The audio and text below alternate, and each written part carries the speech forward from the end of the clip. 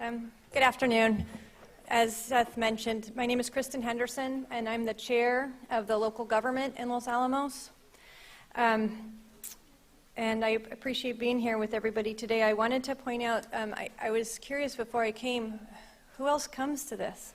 And so it was fun for me to see when people raise their hands and what part of EM you're involved in. And I wanted to mention some of the other community members who are here today, and that's because, as the ECA chair mentioned, the community members are your customers.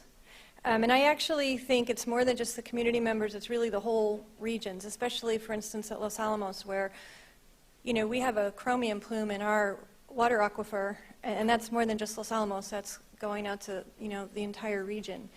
And obviously, the chromium plume is serious, but we have a lot of other serious cleanup issues at Los Alamos. So some of the other folks who are here that I wanted to mention that I know I have seen here, we have the mayor of Santa Fe, Javier Gonzalez is here. As you know, we have our Oak Ridge Councilman Chuck Hope, who is the president of ECA. We have the mayor of Richland, Dave Rose, the mayor of Kennewick, Steve Young, our Rowan County Executive and Mayor Ron Woody, the mayor of Anderson County, Terry Frank, the mayor of Idaho Falls, Rebecca Casper, council person from Carlsbad, Dick Doss, Mayor Pro Tem from Carlsbad, Wesley Carter, Aiken County Councilmember Chuck Smith, and City of Richland Councilmember Bob Thompson. And if I forgot anyone, I apologize. But we do have a lot of actual community members from many of the places that the EM work is happening. So I'm pleased to get the opportunity to introduce David Klaus today, Deputy Undersecretary for Management and Performance at DOE since July 2013. His office oversees the Office of Environmental Management.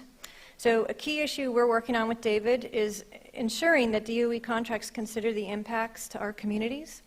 And I understand he's had a chance to take a look at a letter that the ECA wrote and is willing to consider some of the recommendations that we've provided. So we appreciate that regarding reforming the DOE cleanup contracting.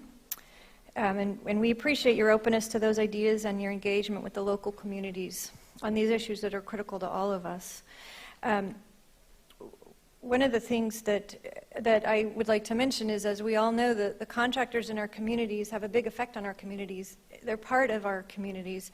And so the way that those contracts are established make a big difference to the people who live there and who are working on current missions and on the missions of cleaning up EM. So as Secretary Muniz mentioned, those communities in some cases maybe were set up pretty quickly and were set up in an amazing way to do a whole lot of work. And they're still there. So 70 and 60 and 50 and 40 years later, we're all still there. And it matters how these community groups, the contracting groups that sometimes are on shorter term contracts and yet dealing with multi-decade problems within a community that's going to continue to be there. It makes a difference how we all work together on those. So we appreciate both DOE thinking about that and the contractors when you come into our communities working with that as well. So as we all know, I believe, David has been a good friend to the communities adjacent to the DOE sites. He was recently in Los Alamos, and I had a similarly long introduction for him there. As we kicked off the Manhattan Project National Park meeting with the National Park Service, and as we all know, when people learn about the Manhattan Project National Park and they visit our sites, they're also going to learn a lot more than they may know now about our environmental legacy and our environmental cleanup work. So seeing the park legislation passed last year was a big deal for all of us. It was a great accomplishment. Thank you for your commitment to that. ECA hopes for continued internal reforms and efforts led by Mr. Klaus. We hope to see streamlined DOE operations that yield positive results, particularly with the cleanup mission. Mr. Klaus has spent more than half of his 35-year career in Washington, D.C. in public service, working in both the executive branch and on Capitol Hill. He previously served at DOE as the Director of Management and Administration during the Clinton administration. He's an important leader at DOE, and we appreciate his commitment to the cleanup program. We look forward to continue working on issues such as future land transfer matters and reopening WIP. I would like to thank him for his ongoing support and for being here with us today. Please join me in welcoming David Klaus.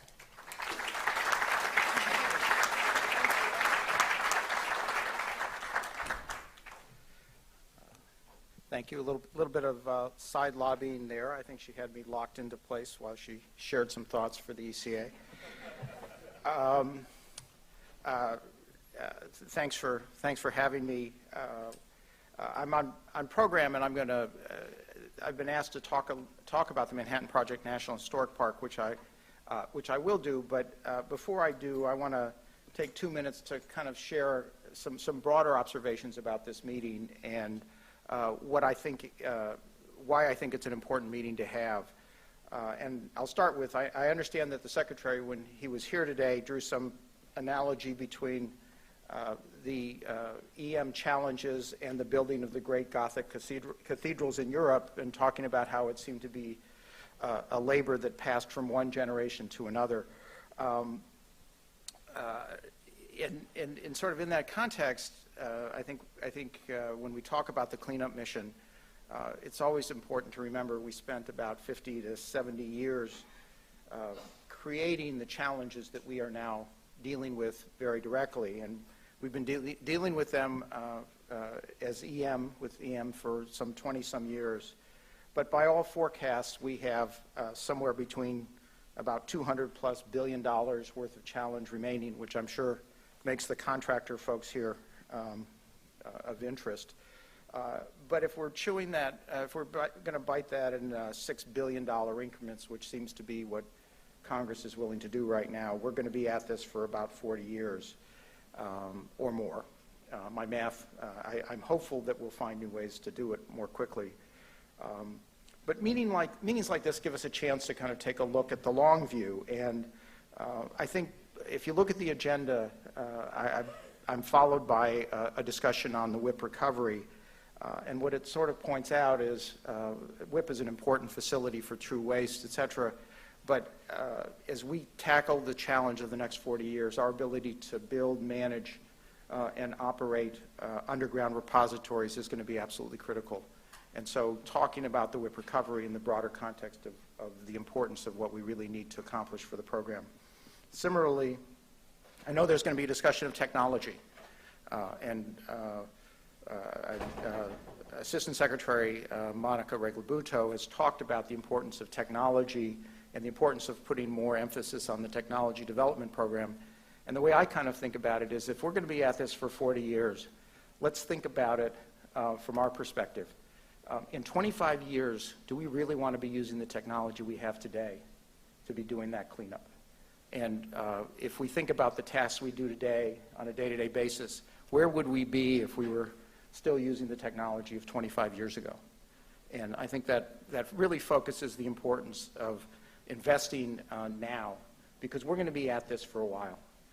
And so I think meetings like this, where you talk about the technology and what we can achieve and where we ought to focus our attention and achieve basically better cleanups and more efficient cleanups with the limited amount of resources that the public seems to give to this mission, is an important thing to do.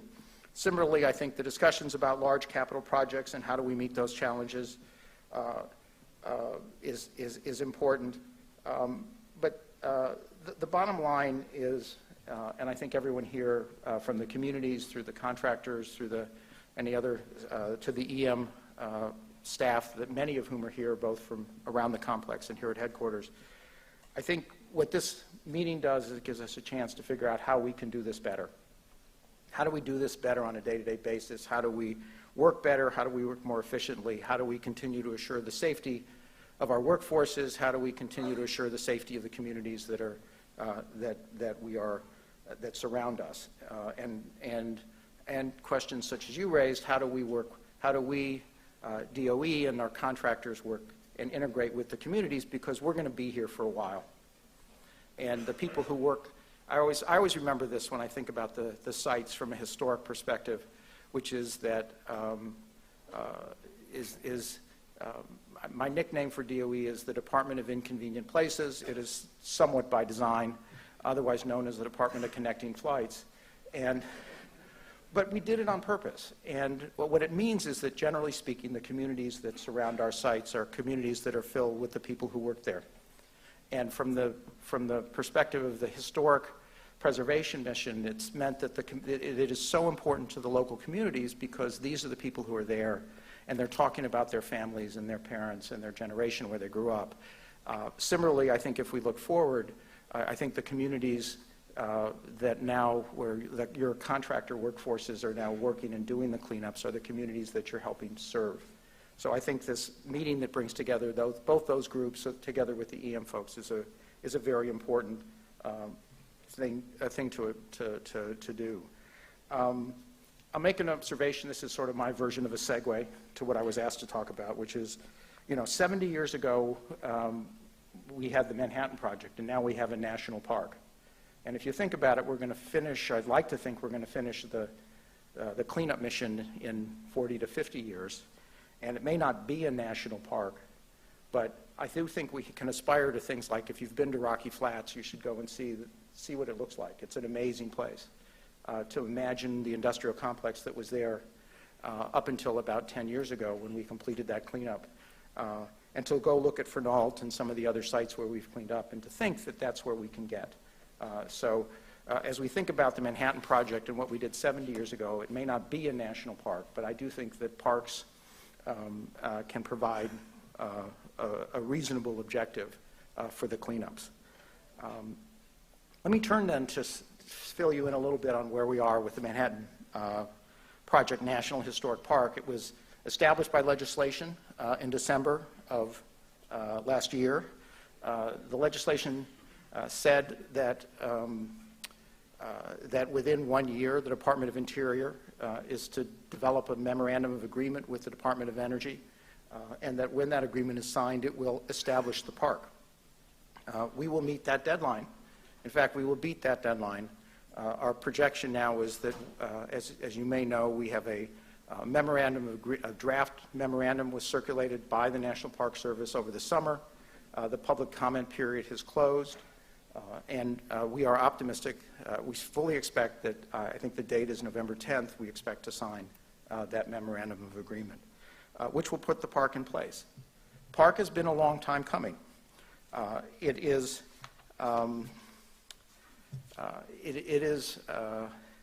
frankly a testament to the dedication of the communities that are in Hanford, Los Alamos, and Oak Ridge. The communities worked hard to talk about preserving the history of the park. We have a lot to thank with our congressional delegations, Congressman Fleischman and others. Congressman Hastings from Washington State was key, as was our Senate delegations in terms of making this happen.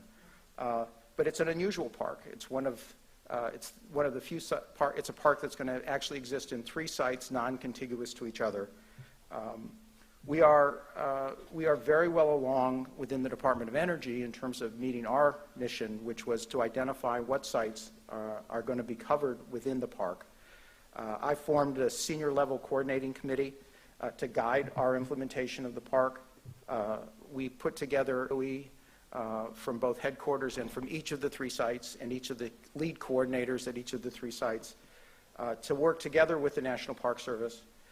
Each of those teams spent about a week at each of the 3 different sites, looking at the various facilities, thinking about how they would go, working and meeting with the communities at great length to hear what the community's interests were with regard to the park. What I've heard, I've not officially read all the various public comments, but my sense is that we've hit the mark pretty well, and that the Park Service, and I do know that the Park Service and DOE have formed a really great partnership, and that we are delighted in the way that the Park Service is approaching this and the way that the Park Service has embraced our communities, which is actually the way we think about them. And I think the Park Service, in turn, is really pleased that the department has taken very seriously our responsibility under the legislation, which is to identify the sites. All of the sites in the park that are DOE owned now will remain DOE owned and managed because we're responsible for both the security and the maintenance and the operations of those things. And they are very much, many of the sites are very much integrated into or in the middle of our facilities, our current sites. So we have the responsibility to get those sites into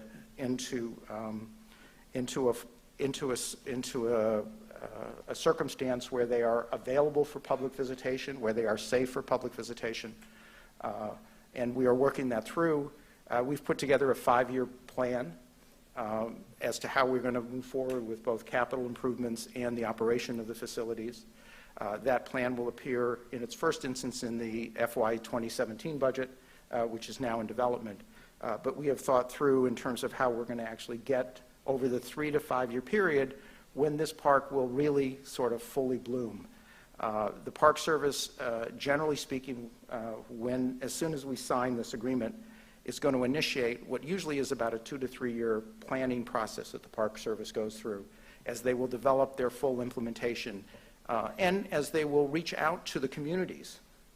Because the park right now, our process so far has really only focused on the DOE facilities that will be part of the park. And we are, as soon as we sign the memorandum of agreement, if we haven't started it already, the Park Service is going to be working with the local communities to identify and build partnerships with some of the local facilities that may be integrated with the visiting experience that people will have at the park. So we are substantially along on that process. I think Secretary Moniz, when we informed him that the legislation had passed and we gave him some of the details, I will say he expressed 2 disappointments with the legislation. The first was when it said Secretary, it wasn't him. It was the Secretary of the Interior. And the second was, he said, well, is this all going to be going fully by the time I'm Secretary, while I'm still Secretary? We can't change the first. The Secretary of Interior is the Secretary that is referenced when it says Secretary in the legislation. But on the second, we're really working hard to make the park a reality, effective as soon as the memorandum of agreement is signed. A lot of that's true already in Hanford. Hanford already has 10,000 visitors a year to the B reactor. We're going to take steps to make it more accessible and hopefully increase that. Oak Ridge already has bus tours that are included in the price of admission to AMC, and they have a number of facilities that are open. We're working to make them more open, and we're working immediately upon the time that the park agreement is signed to expand the number of facilities that are going to be accessible and to make them more accessible. Similarly, in Los Alamos, we are working with the local community. I think the visit you referred to was one where Vic Knox and I from the Park Service actually went down and visited the 2 or 3 options of what we thought would be the sites that we could open immediately. And we met with the head of operations from Los Alamos and figured out what the security concerns and the safety concerns. And we came up with a plan and identified, in fact, I think some potential plans that were not necessarily in the legislation as written. But my hope is that certainly in early November and over the next 1.5 years or 2 years, while this administration is still there, the park is going to be a reality. And I think over the period of time, as the Park Service gets its interpretation in place, the visitor experience will be much richer and much fuller as the park gets in operation. So I think on the second, as I said, we can't change the first. The Secretary in the legislation is the Secretary of the Interior, but we are changing the second, and we're working with the communities and thank them for their support. So that's really kind of my overview of what it is, and I think I've got some time. I don't know what your program is, if folks have questions or thoughts that they want to share. Sure. Klaus, the park is very important because it recognizes a very key era in its history. Why don't you, just for everybody, why don't you identify who you are and who you're with? Manhattan Project Park is very, very important to America's history, as we're all aware of. And you just said that you're looking at different complexes like Manhattan Park, coming from Oak Ridge, Los Alamos, etc. One thing I've got a question to ask you is, during the history, from the Manhattan Project, World War II, through the Cold War era, we have over 270,000 applicants that have submitted into the Energy Employee Occupation Bonus Program that have either still living or deceased. They're patriots that all worked for that era of our history. is there going to be any recognition in the park for those individuals? I mentioned 270,000. Right now, there's 114,000 that are being paid out of the Energy Employee Illness Program. That's part of this mandatory funding. Right. They're entitled to it, and I'm concerned about their patriots. What are we doing about that? It's interesting. You mentioned, I'd say, one of the things that we heard loud and clear when we were at all of the local communities is that the park, is that suddenly the Manhattan Project didn't just appear in 1943 in these communities with literally tens of thousands of families, of new workers descending on them, clearing out the old communities and changing them. That there's a history to those communities that came before, and there's also a history that happened that came after. There's some very sensitive issues associated with the interpretation that the Park Service is doing.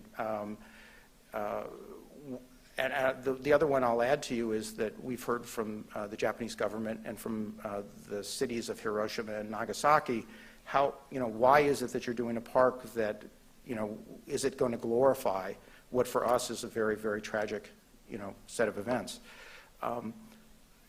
I'm confident that the Park Service is going to recognize all of those. That the Park Service is not just taking a little slice of what happened in the 3 to 5 year period that was technically the Manhattan Project, but I think it's an opportunity to recognize what came before, going all the way back to the tribal communities that occupied those lands beforehand, to look at the communities that were there before. I think a number of community buildings are being included in as either associated or partnership sites is what we see. And I think looking at, and the department has an interest in, and we've talked with the Park Service about how you need to show how what happened in the Manhattan Project continues on to this day. And that means both the workers, but it also means the department and the work that we've done. And I think the comment, how do we interpret it, or what does it mean for the environmental protection mission, the environmental management mission? The environmental management mission grows out of what we did in the Manhattan Project and beyond. And I think we see this as an opportunity for us to work with the Park Service to have the folks who come and visit there understand the full story, including all the workers and what happened to them and the commitment they made, and frankly the health impacts that happened, as well as before and after. So the Park Service is holding a, I think we've tentatively, not tentatively, I think it's pretty, as much as they can be, we've locked in on November 10th as the date on which we signed the memorandum of agreement. Park Service is convening some of the leading historians and experts for a roundtable discussion, some of the real top folks to try and help them with their interpretation in the days leading up to that. So I think that's a key thing, and I'll certainly share it with the Park Service folks as we go forward. I think you're right. It's a key thing that we need to do. Well, if you look at some of the pictures that I've looked at, I've been involved with DOE for 24 years, the pictures at Oak Ridge, at Los Alamos, at Hanford, during a period of time where we were putting most of our manpower out in the battlefield, thousands of workers at Oak Ridge and at Hanford, at Los Alamos. It was very important. And those people did sacrifice their families and their lives. Oh, very much so. Other questions?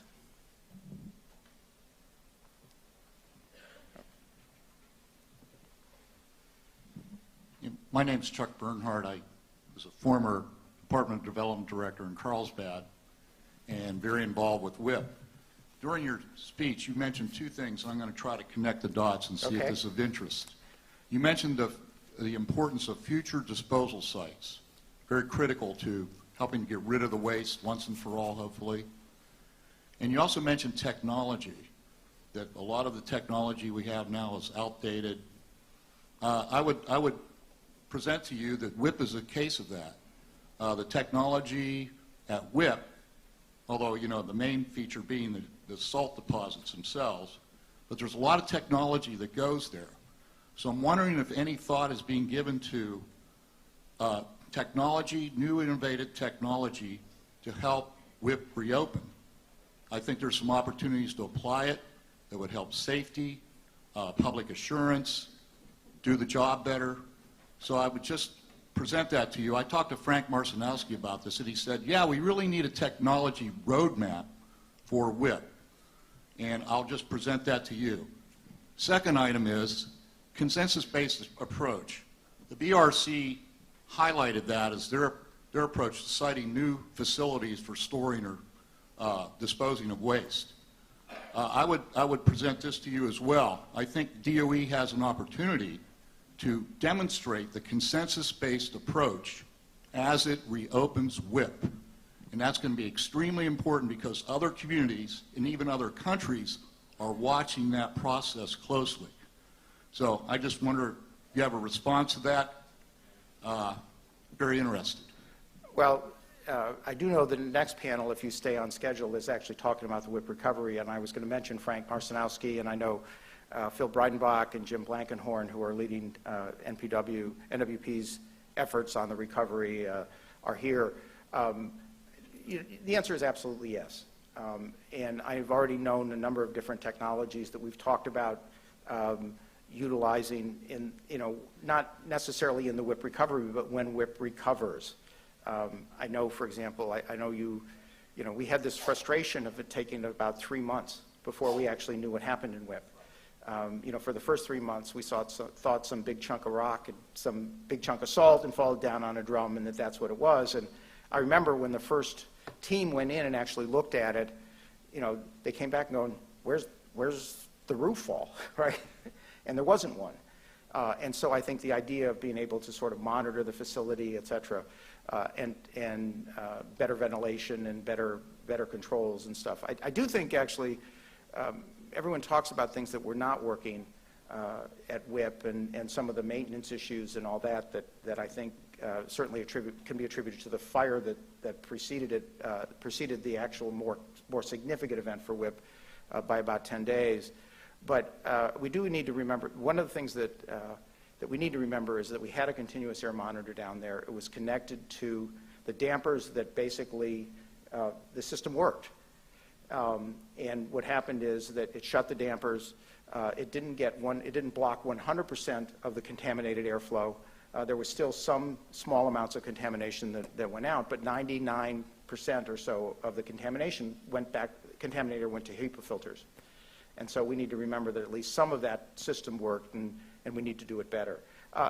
Look, I'll say that. I think WIP's going to be operating, WIP and other underground facilities are going to be operating in 25 years. I think the idea that we need to make sure that we have and continue to work on what's the best way to do these things, what's the best technology.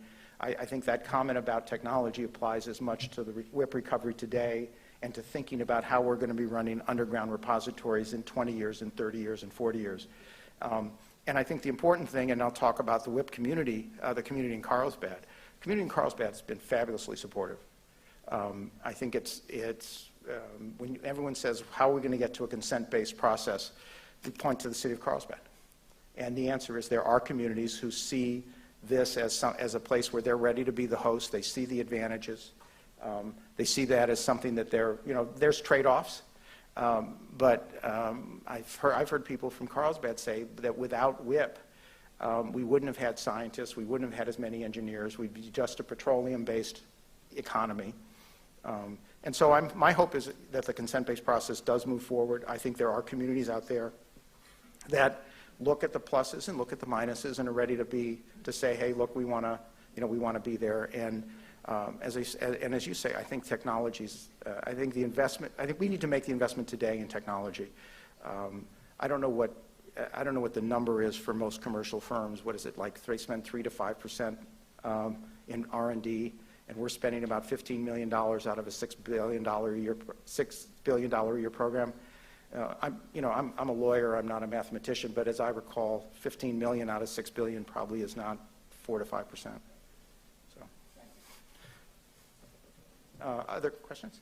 Oh, I have a question from up here. okay. So there's 2 sites that Los Alamos is really interested in including in having visitors visit, and that would be the tunnel that is under our town site, and then also the tower at the beginning of town.